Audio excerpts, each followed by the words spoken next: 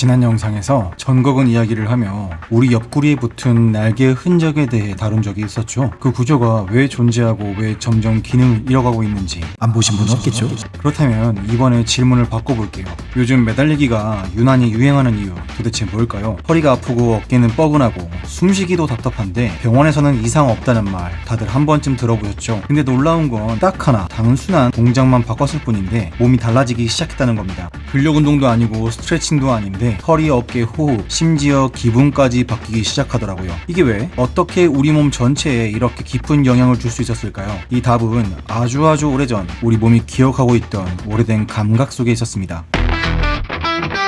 수백만 년 전으로 거슬러 올라가 볼까요? 인류의 조상은 나무 위를 뛰어넘고 매달리며 살아가는 영장류였습니다. 아니라는 썰도 있다지만 지금도 지구상에 존재하는 침팬지, 오랑우탄, 심지어 고양이와 강아지 같은 포유류까지 이들의 어깨와 견갑골, 전거근의 움직임 패턴은 지금 우리의 해부학과 놀라울 정도로 닮아 있습니다. 인류의 진화 The Evolution of Humanity. 같은 저서를 보면 직립보행 이전의 영장류는 나무 위에서 생활을 하며 팔과 어깨를 이용한 Brachiation. 즉 매달려 이동하는 능력이 생존에 필수적이었음을 강조합니다. 그 당시의 움직임은 단지 생존을 위한 것이었지만 그 움직임을 가능하게 만든 근육과 신경계는 지금도 우리 몸 안에 그대로 남아 있습니다. 비록 우리는 더 이상 나무 위에 살지도 않고 날 수도 없지만 그 구조는 여전히 작동 가능한 시스템으로 우리와 함께 진화해온 곳이죠. 우리의 몸은 단순히 땅 위를 걷는 존재를 넘어 매달리는 능력을 기억하는 진화의 산물입니다.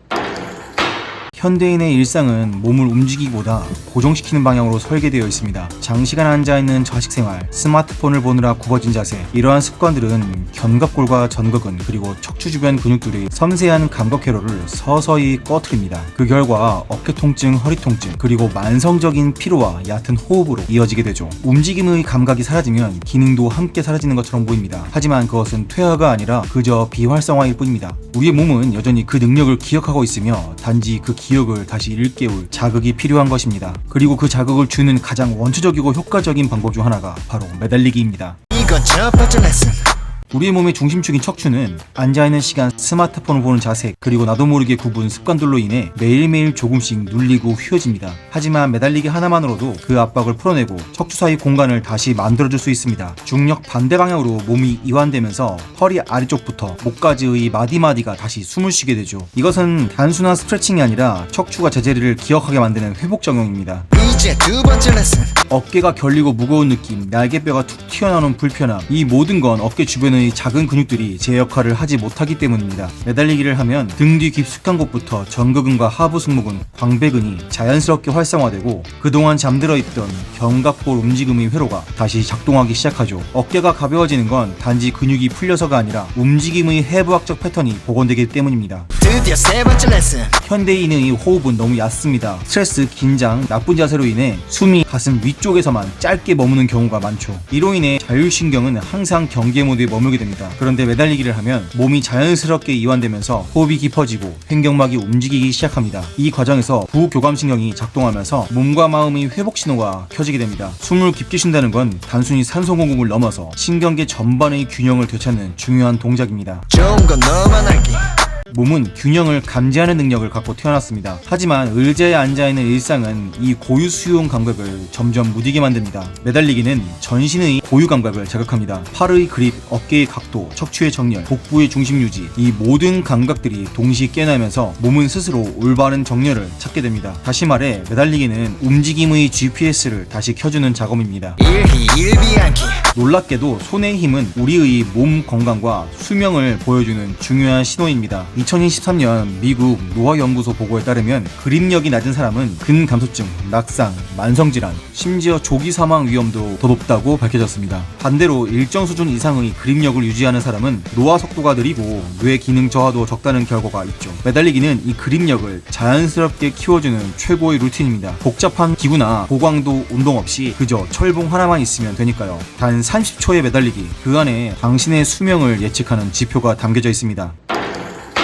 매달리기 생각보다 쉽지만 또 막상 해보면 은근히 어렵습니다. 10초도 버티기 힘들 수 있거든요. 하지만 걱정하지 마세요. 처음부터 잘하는 사람은 없고 중요한 건 올바른 방식으로 천천히 시작하는 것이에요. 먼저 철봉을 너무 넓지도 너무 좁지도 않게 어깨보다 살짝 넓게 잡을 수 있는 게 좋아요. 공원에 있는 철봉이나 문틀에 설치하는 간단한 제품도 충분합니다. 몸의 힘은 툭 하고 빼는 게 좋아요. 어깨는 으쓱하지 않게 귀에서 멀어진다는 느낌으로 가볍게 내려줍니다.